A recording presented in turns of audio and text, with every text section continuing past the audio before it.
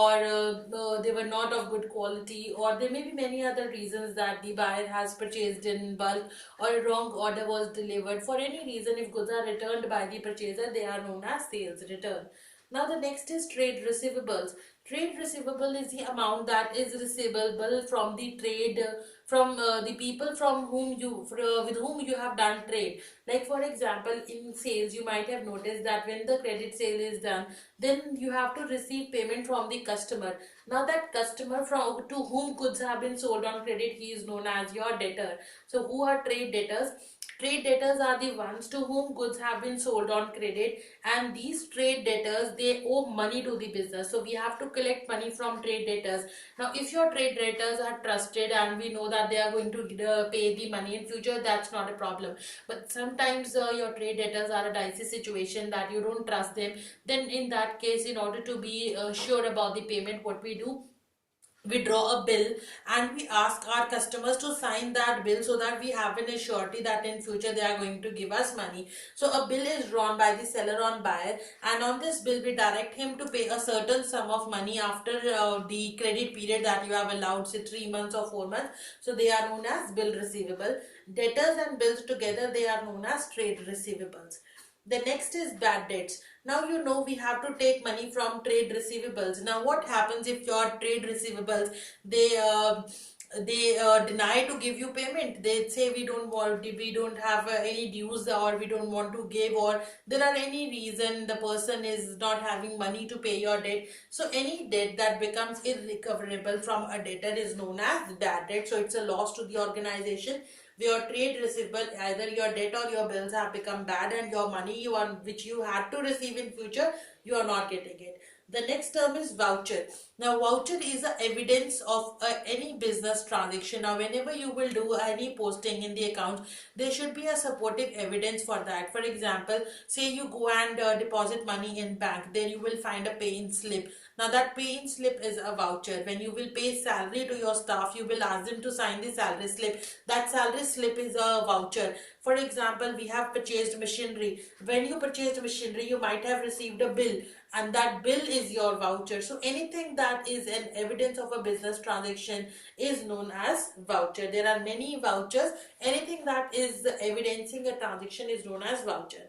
Then you have discount. Now what is discount? Discount is the reduction in the price that a seller gives to the buyer. So whenever you are reducing the amount that you need to take from the other party, that is known as discount. So in accounts, discount is divided into two parts: trade discount and cash discount.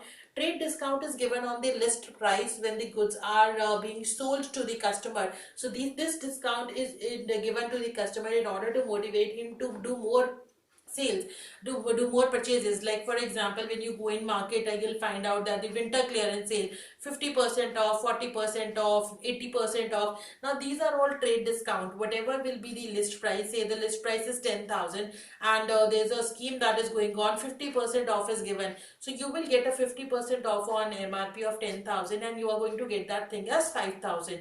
So this is the trade discount which is given. Trade discount is rebate allowed on list price. It is given in order to increase the sales, and it is not recorded in books anywhere. Just you have to reduce it from the list price. But what is cash discount? Now see, when you have to take money from your debtors, from your customers, sometimes what we do, we offer them a cash discount, that if you will make immediate payment, we are going to give you a discount on it, and that is known as cash discount. So in order to take out money from the debtors, in order to motivate them to make prior payments, this cash discount is given in the market to all the trade receivables. Then you have receipts. Receipts is anything that is received or that is receivable by business is known as receipt. So when you will do business, you will find out that there are two types of receipts that a businessman will always get. First is revenue and capital receipt. Now what is revenue receipt? This is a regular receipt that a business is going to get again and again in the ordinary course of business by selling its goods. So whenever goods are sold in the market, then you will get revenue receipt. But if except goods, Anything else is sold for once in a while, not in the ordinary course of business, that is a capital receipt. Like for example, let us take an example of the stationery vendor. We have been taking the example of stationery vendor all the time. So when the stationery vendor is selling registers, or is selling stationery, now this registers, the stationery is the goods for the stationery seller. So when these are sold in the ordinary course of business, then it is revenue receipt. But let us take an example. Say the shop that this stationery vendor is running, he has an old table. Now he want to replace it. So what he is doing, he is selling this old table on OLX, and this old table is sold off for rupees 5,000. Now this selling of old table is not his business, and nor the table is his good. So the amount that is received by the stationer, 5,000, is known as his capital receipt. So whenever fixed assets are sold, not goods, then it is known as capital receipts. But whenever goods are sold, then it is known as revenue receipts. So students, note down all these basic accounting terms, and write in your own words in your accountancy notebooks. Thank you.